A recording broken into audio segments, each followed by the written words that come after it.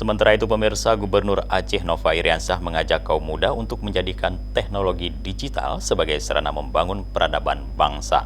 Hal itu disampaikan Gubernur saat membuka kegiatan literasi digital Netizen Fair di Amel Convention Hall di Banda Aceh.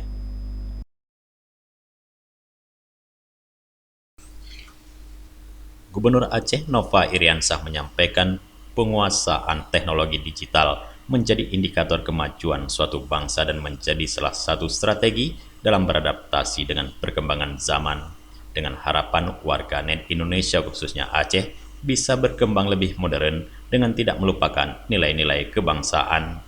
Nova menuturkan saat ini penerapan teknologi digital semakin masif digunakan bahkan di berbagai sistem kehidupan, guna untuk mendorong kinerja agar dapat berjalan efektif, efisien, cepat, dan murah. Bahkan sistem digital juga akan menjadi landasan utama dalam melakukan berbagai kegiatan meliputi komunikasi, pendidikan, pengembangan bisnis, kesehatan, dan juga perbankan. Lebih lanjut, kata Nova, melalui fenomena ini sudah seharusnya generasi muda Aceh untuk lebih melek terhadap teknologi digital dan memanfaatkan peluang besar untuk mengembangkan usaha baru yang bersifat e-komersi, sehingga pemuda secara tidak langsung akan turut berperan dalam mendorong kemajuan sosial dan ekonomi masyarakat.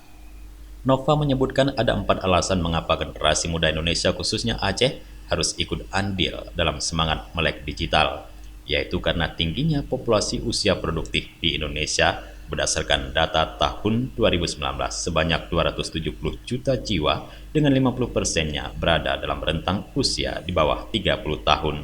Kedua, tingginya penggunaan gawai cerdas di Indonesia berdasarkan data statistik hingga akhir 2019 mencapai 63%. Diprediksikan pada tahun 2025 akan mencapai 89%. Dari Banda Aceh, Tim Liputan Aceh TV melaporkan.